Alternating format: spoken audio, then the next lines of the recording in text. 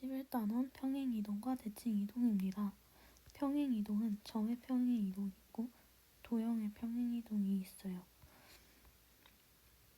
점의 평행이동은 말 그대로 점을 이동시키면 되는 건데요. 3,2를 x에서 x축으로 마이너스 3만큼 y로 이만큼 평행이동을 시키면 그대로 빼주면 됩니다. 더해주면 됩니다. 그러면 3-3에서 0 그리고 2 더하기 2에서 4가 되겠죠?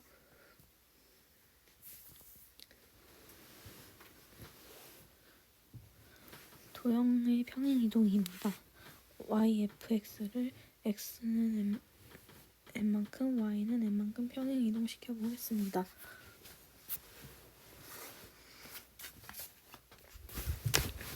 평행이동을 시키면 x 대신에 x-n이 들어가고 y 대신에 y-n이 들어갑니다. 따라서 x 플러스 3y-2는 0을 x로 이만큼 y로 1만큼 평행이동을 시키면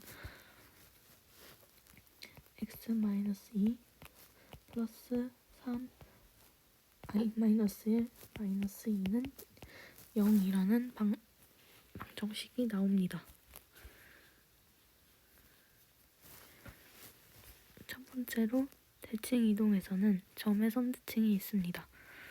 점의 선대칭은 x축에 대하여 대칭 시 x축에 대하여 대칭 시 y의 부호가 반대고요. y축 대칭 시 x의 부호가 반대로 됩니다. 원점에 대해서 대칭을 하면 x, y 부호가 모두 반대가 됩니다. 도형의 선대칭은 축을 기준으로 똑같이 데칼코마니 한 듯 접어주면 됩니다. y는 x제곱 마이너스 2x 플러스 4를 x축에 대해서 대칭 이동하면 아까 배웠듯이 x축에 대해서 대칭 시 y부호가 바뀌기 때문에 y 대신에 마이너스 y를 대입해주면 됩니다.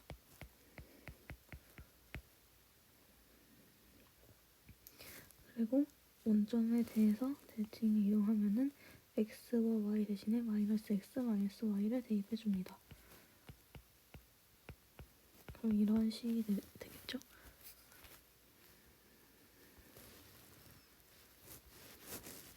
다음으로 y는 x에 대해서 대칭입니다. 점의 대칭은 y와 y좌표와 x좌표를 반대로 바꿔주면 됩니다. 그러면 a, b를 대칭하면 b, a가 나옵니다. 함수의 y는 x 대칭도 축을 기준으로 똑같이 그려줍니다. 절대값 그래프는 y는 절대값 x라는 기본형이 있는데요.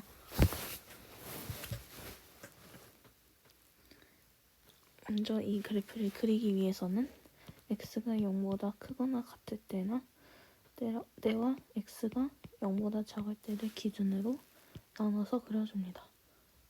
그럼 x가 0보다 클 때는 y는 x 그대로 나가고 x가 0보다 작을 때는 y는 마이너스 x가 됩니다. 그래서 이러한 그래프 모양이 완성이 됩니다.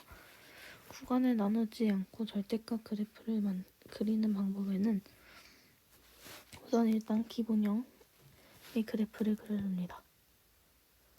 기본형의 그래프는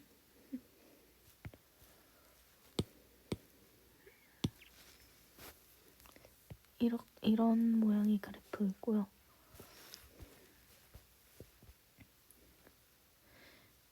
x의 절대값이 씌워져 있을 때는 일단 그래프를 그려주고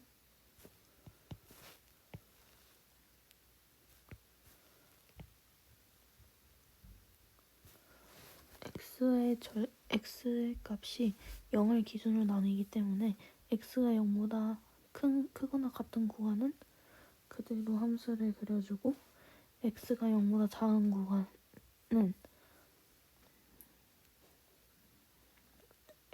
x가 0보다 작은 구간은 x가 0보다 큰 구간을 y축을 기준으로 접어줍니다. 왜 곡선이지? 그러면 이런 그래프가 나오고요. y의 절대값이 씌워져 있을 때는 똑같이 함수를 그려준 다음에 함수의 기본형을 그려준 다음에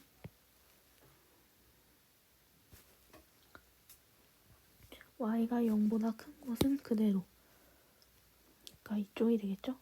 y가 0보다 큰 곳은 그대로 두고 y가 0보다 작은 곳은 x축 기준으로 접어줍니다. 이러한 그래프가 나옵니다. x와 y의 둘 다 절대값이 씌워져 있을 때는 기본형을 그려준 다음에 우선 x 절대값을 기준으로 그렸던 거를 똑같이 그려줍니다. 그러면 이러한 그래프가 나오겠죠? 이거를 y의 절대값을 씌웠으니 x축 기준으로 접어줍니다. 그러면 반대로 이러한 그래프가 나오게 됩니다.